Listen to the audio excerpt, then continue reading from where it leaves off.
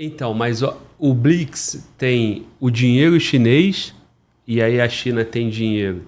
E eu até vejo sentido, né? Porra, a China não quer uma guerra agora porque tem muito para ganhar dinheiro economicamente ainda e chegar mais perto dos Estados Unidos. E em breve eles vão ter força armada Isso também que eu ia dizer, nesse sentido. mas eles sabem que no momento eles não têm força militar para ir para um conflito. Só que tem a Rússia, porra, especialista em guerra.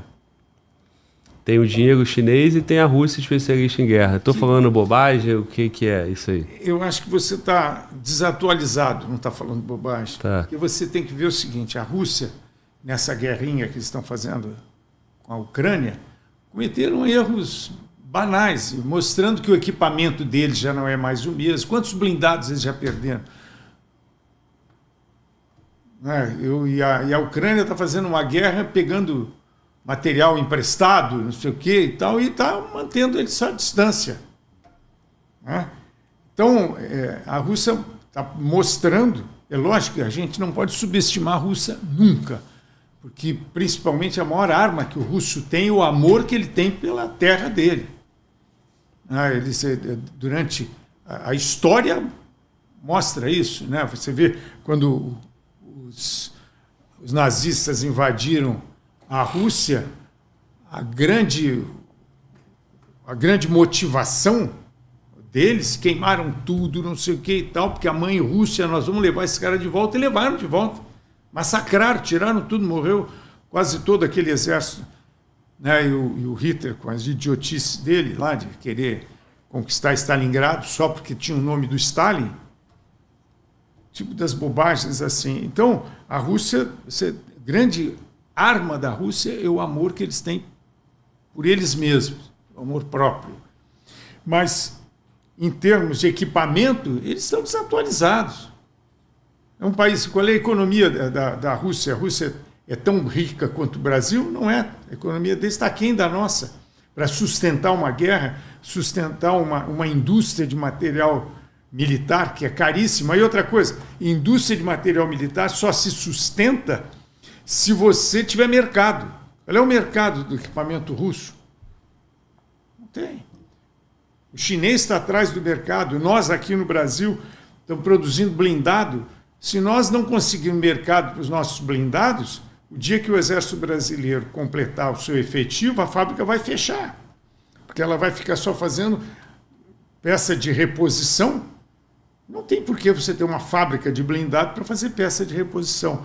É o exemplo da Engesa, que enquanto a Engesa esteve vendendo material para o mundo inteiro, era uma grande empresa.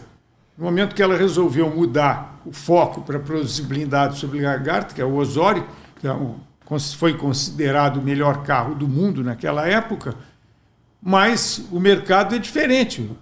Teria que vender para a Arábia Saudita e os americanos eram os caras que vendiam. Todo o equipamento deles era americano. Se vocês comprarem esse blindado brasileiro, eu não vendo mais isso, nem aqui, nem aquilo outro. Pô, deixa de lado. Acabou. A Engesa quebrou. E nós estamos até hoje com os mesmos blindados, o Cascavel, o Urutu, que estão funcionando, mas não tem reposição.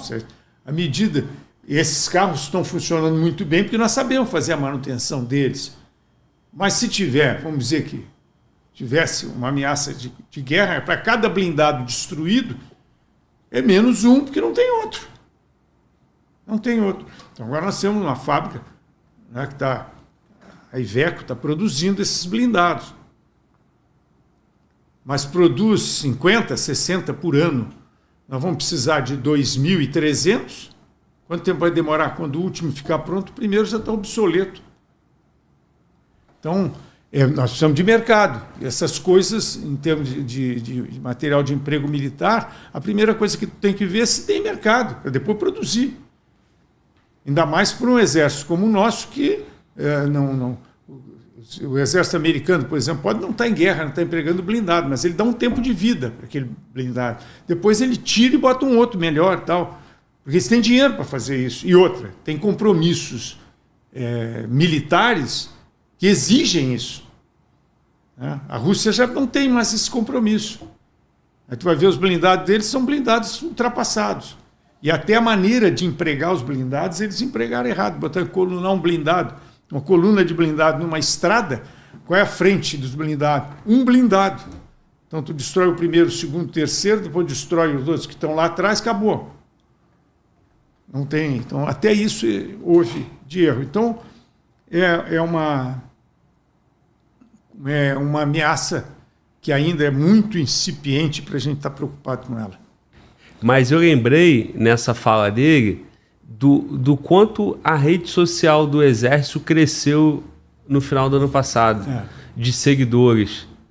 Era um movimento absurdo. Eu não lembro os números, mas era, sei lá, saiu de 1 milhão para 8 milhões. Né? Então, é a forma atual das pessoas manifestarem o seu agrado ou não.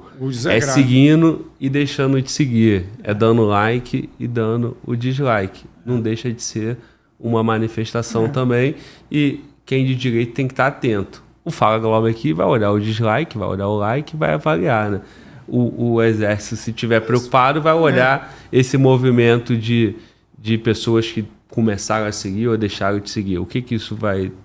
Mas eu acho que você tem que ter, qualquer um de nós, que você se propõe a participar da formação da opinião pública, da opinião do povo, ajudar de alguma forma. Você tem que ter uma posição. Você não pode ser uma metamorfose ambulante. Você não pode ser isso. Como o Luan está aqui, está lá, não sei o que, está enganando todo mundo. Não, você tem que ter uma posição. Você pode, inclusive, chegar à conclusão de que estava errado e muda. Tudo bem. Mas você não pode ficar se adaptando à opinião pública. Como eu quero dizer assim, como me disseram, né, várias vezes. Mas o povo estava lá na frente do quartel pedindo socorro. Socorro para quê? O que o povo queria?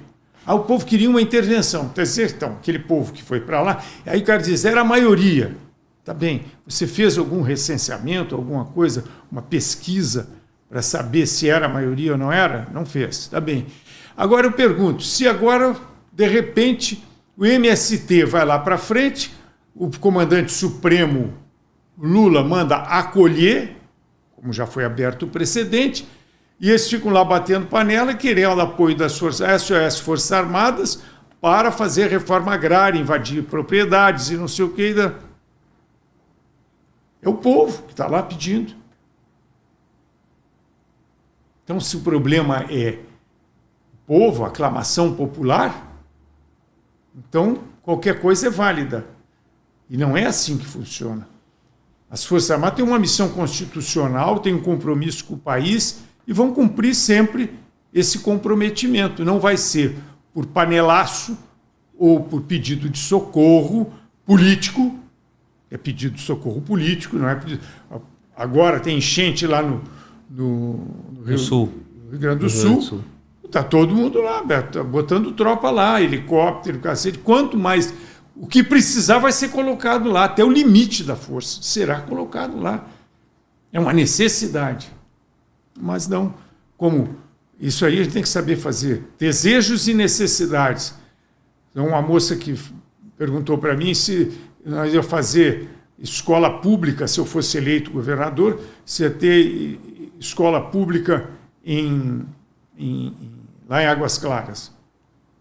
Não. Se eu tiver que fazer uma escola pública, eu vou fazer lá no Sol Nascente. Lá precisa. Aqui não é uma necessidade, aqui é um desejo. É um desejo que tem que ficar anotado ao povo aqui, que é uma escola pública aqui. Mas lá não é um desejo, lá é uma necessidade. Eu tenho que colocar lá, porque lá é o pessoal mais humilde, não sei o que e tal. Aqui não. É diferente, a gente tem que saber fazer essa diferença. O povo foi para lá e pediu.